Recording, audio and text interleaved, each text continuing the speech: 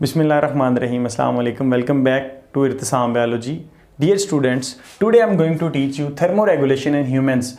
Thermo mean temperature, regulate mean to maintain, यानी कि temperature को मेंटेन करना है इन नैरो रेंजेस। अगर ह्यूमन की बात की जाए तो हम कहते हैं 36 से 38 डिग्री सेंटीग्रेड के दरमियान में, जो तकरीबन 37 डिग्री सेंटीग्रेड बनता है, इस टेम्परेचर को मेंटेन करना होता है। और अगर आप इसको फ़ारेनहाइट में लें तो वो 97 से 99 डिग्री सेंटीग्रेड जो है। अब डियर स्टूडेंट्स, ये जो थर्मो रेगुलेशन है, मेंटेनेंस ऑफ द टेम्परेचर है, ये एक्चुअली क्या है? होम्योस्टेसिस ही है। अब हम क्या करते हैं, अगर हमारी बॉडी का टेम्परेचर 37 से ज़्यादा हो जाए तो फिर भी बॉडी अपना प्रॉपर फंक्शन नहीं करेगी। अगर 37 डिग्री सेंटीग्रेड से नीचे हो जाए तो फिर भी बॉडी फंक्शन जो है वो डिस्टर्ब होंगे। ऐसा क्यों होता है? क्योंकि एंजाइम जो हमारी बॉडी के अंदर काम कर रहे होते हैं वो 37 डिग्री सेंटीग्रेड पर अपनी बेस्ट परफॉर्मेंस देते हैं। जैसे ही टेम्परेचर अप एंड डाउन होता है, अगर अप होगा तो एंजाइम डिग्रेड होना शुरू हो जाएंगे, डीनेचर होना शुरू हो जाएंगे। अगर डाउन होगा तो उनकी जो एक्टिविटी है वो स्लो हो जाएगी। अब डियर स्टूडेंट्स, ये जो 37 डिग्री सेंटीग्रेड टेम्परेचर है, ये बेसिकली मैमल्स के अंदर, या फिर हम ह्यूमंस की बात कर रहे हैं तो ह्यूमंस के अंदर ये किसकी वजह से हो रहा होता है? ये मेटाबॉलिज्म की वजह से हो रहा होता है। तो आप कह सकते हैं कि ये फूड के ज़रिए अपनी जो बॉडी का टेम्परेचर है उसको क्या करते हैं? मेंटेन करते हैं। That is the 37 degree centigrade. यही वजह है कि ह्यूमंस जो हैं वो इंतहाई एक्सट्रीम हॉट रीजन से लेकर एक्सट्रीम कोल्ड रीजन्स के अंदर जो है वो सरवाइव कर जाते हैं because of thermoregulation, because of homeostasis. Hot reason जो गल्फ एरियाज हैं वहाँ पर 55 डिग्री सेंटीग्रेड तक भी टेम्परेचर चला जाता है, और कोल्ड रीजन्स के अंदर जो है वो माइनस अल्पाइन रीजन के अंदर जो है वो माइनस में भी चला जाता है। लेकिन वहाँ पर mammals and as well as जो आपके पास ह्यूमंस हैं वो सर्वाइव करते हैं because they are thermoregulators. They are thermoregulators, और we can say they are warm blooded और एंडोथर्म। ये सारी हम किसके लिए यूज़ करते हैं? इन सब के लिए जो है टर्मिनोलॉजीज़ को यूज़ करेंगे। अब क्या होता है डियर स्टूडेंट्स, अब हम देखेंगे कि कोल्ड इन्वायरमेंट के अंदर अगर टेम्परेचर जो है वो क्या है? बिलो ज़ीरो है, बिलो ज़ीरो है, तो ये एक स्ट्रेस की कंडीशन है। अब इस स्ट्रेस कंडीशन में कौन कौन सी स्ट्रेटजीज जो हैं वो ह्यूमंस जो हैं वो अप्लाई करते हैं अपने अंदर, या फिर आप कह सकते हैं उनको अडॉप्ट करते हैं, कौन कौन से ऐसे काम करते हैं जिससे क्या होगा कि उनकी बॉडी का टेम्परेचर जो है वो रेज हो। तो उसमें सबसे पहले आपके पास आती है शीवरिंग थर्मोजेनेसिस। शीवरिंग का मतलब होता है कपकपी तारी होना, थर्मोजेनेसिस हीट प्रोड्यूसिंग या हीट प्रोडक्शन। सो आप कह सकते हैं इस शीवरिंग थर्मोजेनेसिस में क्या होता है? मसल्स जो होते हैं वो कॉन्टिन्यूसली क्या करेंगे? कंट्रैक्ट एंड रिलैक्स करेंगे, जिससे क्या होगा? कपकपी तारी होगी, और इस कपकपी तारी होने की वजह से, शीवरिंग की वजह से क्या होगा? हीट प्रोडक्शन होगी। क्या होगी डियर स्टूडेंट्स? हीट की प्रोडक्शन होगी। सो इस तरह से भी ह्यूमंस जो हैं या मैमल्स जो हैं वो क्या करते हैं? हीट की प्रोडक्शन करते हैं। ये आपने देखा होगा जब बहुत ज़्यादा ठंड होती है तो हमारे ये जो दंदान है या हमारा जो ये मैक्सिला और ये वूमर वाले या मैंडिबल्स हैं हमारी, ये क्या करना शुरू कर देते हैं? इस तरह से वाइब्रेट करना शुरू कर देते हैं। तो ये इससे क्या होता है? हीट की प्रोडक्शन होती है, या फिर हमें कपकपी तारी हो जाती है। दूसरा हमारे पास क्या है? Non shivering thermogenesis. इसमें कपकपी तारी नहीं होती, बल्कि क्या करती है बॉडी जो है वो सम हार्मोन प्रोड्यूस करती है। अब हार्मोन स्पेशली कौन सा है? That is the thyroxine. कौन सा है? थायरॉक्सिन। थायरॉक्सिन हमारे मेटाबॉलिज्म को बूस्ट कर देता है। थायरॉक्सिन एक्चुअली कहाँ से आता है? थायराइड ग्लैंड से। थायराइड ग्लैंड्स, यानी कि आप कहते हैं जब बहुत ज़्यादा ठंड होती है, स्ट्रेस की कंडीशन होती है, तो थायराइड ग्लैंड थायरॉक्सिन प्रोड्यूस करेंगे, जो क्या करेगा? मेटाबॉलिज्म को, जो आपकी बॉडी का मेटाबॉलिज्म है उसको क्या कर देगा? इन्हांस कर देगा, इंक्रीज कर देगा, बूस्ट अप कर देगा, फास्ट कर देगा, जिसके रिजल्ट में क्या होगा डियर स्टूडेंट? हीट की प्रोडक्शन जो है वो भी आपके पास ज़्यादा हो जाएगी। फिर उसके बाद हमारे पास आती है ब्राउन फैट। कुछ मैमल्स ऐसे होते हैं वो अपनी बॉडी के अंदर ब्राउन फैट को, फैटी सब्सटेंस है, इसको क्या करते हैं, अकामुलेट करते हैं। अब ये जो ब्राउन फैट है ये क्या होता है, ये इंस्टेंट हीट प्रोडक्शन में हेल्प करती है। यानी कि जब भी बॉडी स्ट्रेस की कंडीशन में होगी तो ब्राउन फैट, स्पेशली इसमें आपके पास पोलर बियर हैं, पोलर बियर चूँकि पोलर एरियाज़ के अंदर रहते हैं, ठंडे इलाकों के अंदर रहते हैं, तो उनको बहुत ज़्यादा जो है वो प्रॉब्लम हो रही होती है, उसको फेस कर रहे होते हैं, तो वो क्या करते हैं, फैटी सब्सटेंस यानी कि ब्राउन फैट को अपनी सबडर्मल लेयर के नीचे डिपॉजिट करेंगे, जिससे क्या होगा कि इंस्टेंटली उसको यूटिलाइज करके हीट की प्रोडक्शन कर लेंगे। अब ये बहुत इंपॉर्टेंट पॉइंट है, that is the vasoconstriction toward the skin की तरफ वेजो कंस्ट्रिक्शन हो जाएगी। वेजो वेसल से निकला है, वेसल्स मीन ब्लड कैपिलरीज, और कंस्ट्रिक्शन का मतलब है सुकड़ना। इसमें आप क्या कहते हैं कि जो ब्लड कैपिलरीज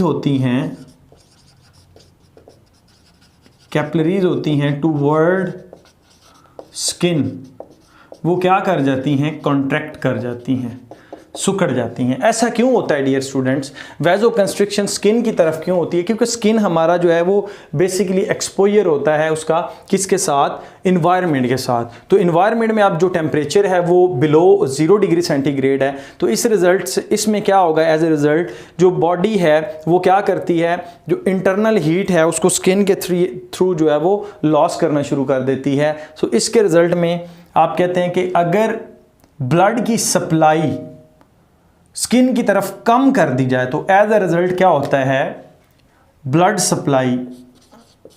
की जो सप्लाई है टूवर्ड स्किन,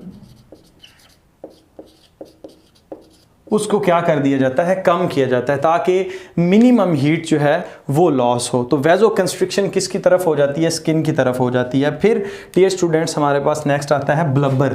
ब्लबर क्या चीज़ है, एक्चुअली ये भी क्या है, फैट ही होती है, फैट की एक लेयर होती है, और मोस्टली ये आपके पास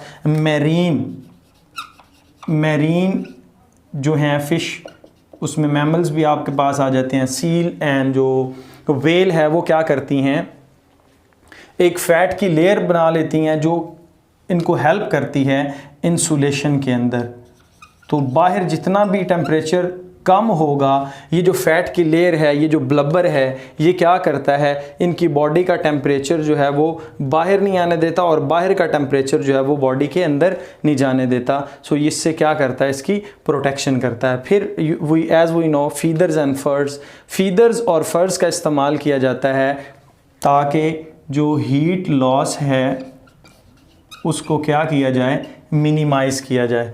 यानी कि आप कह सकते हैं कि ये फीदर्स और फर क्या होते हैं, आउटर स्किन के जो बाहर है, ये अडेप्टेशन इन्होंने की होती है, स्ट्रक्चरल अडेप्टेशन है एक्चुअली। तो इससे क्या होता है, फीदर एंड फर ये ऐसे स्ट्रक्चर हैं जो वार्म एयर को ट्रैप कर लेते हैं, और उसके बाहर जो है वो कोल्ड एयर जो है वो मूव करती रहती है। तो इसका इतना ज़्यादा इफेक्ट टेम्परेचर, लो टेम्परेचर का उनकी बॉडी पर नहीं होता, because of feathers and furs. Feathers plant जो है वो आपके पास बर्ड्स का है, और फर्स जो है वो आपके पास मैमल का है करैक्टर।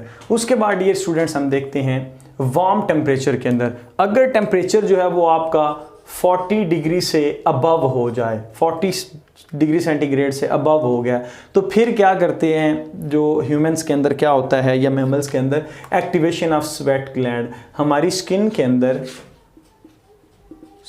अंदर स्पेशल किस्म के ग्लैंड्स मौजूद हैं जिनको हम स्वेट ग्लैंड्स बोलते हैं, ये एक्टिवेट हो जाते हैं।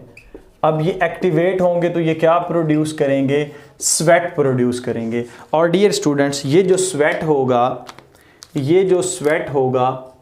इसकी क्या होगी, एवेपोरेशन होगी, ये एवेपोरेट कर जाएगा। एवेपोरेशन होने के बाद क्या होता है, कूलिंग का इफेक्ट जो है वो मिलेगा, जिससे क्या होगा कि बॉडी का टेम्परेचर जो है वो रेगुलेट किया जाता है। तो एक्टिवेशन ऑफ स्वेट ग्लैंड हो जाएगा। उसके बाद जो मेन पॉइंट है that is the vasodilation and numerous blood vessels.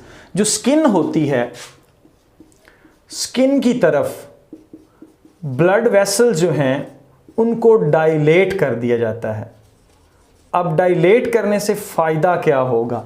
जब स्किन की तरफ ब्लड वेसल्स डायलेट होंगी तो जो इंटरनल हीट है, इंटरनल हीट उसको डेसिपेट कर दिया जाएगा, मतलब बाहर छोड़ दिया जाएगा थ्रू स्किन, स्किन की मदद से। तो हम कहते हैं कि स्किन में क्या होगा, बहुत सारी ब्लड वेसल जो हैं, ब्लड कैपिलरीज जो हैं, न्यूमरस ब्लड वेसल जो हैं वो स्किन की तरफ जो है वो ओपन हो जाएंगी, जिसके रिजल्ट में क्या होगा, जो इंटरनल हीट है, जो हमारे वाइटल ऑर्गन हैं उनकी जो हीट है और मेटाबॉलिज्म की जो हीट है वो हम स्किन के थ्रू, इन्हीं वेसल्स के थ्रू क्या करते हैं, बॉडी से पास आउट कर देते हैं, डेसिपेट कर देते हैं।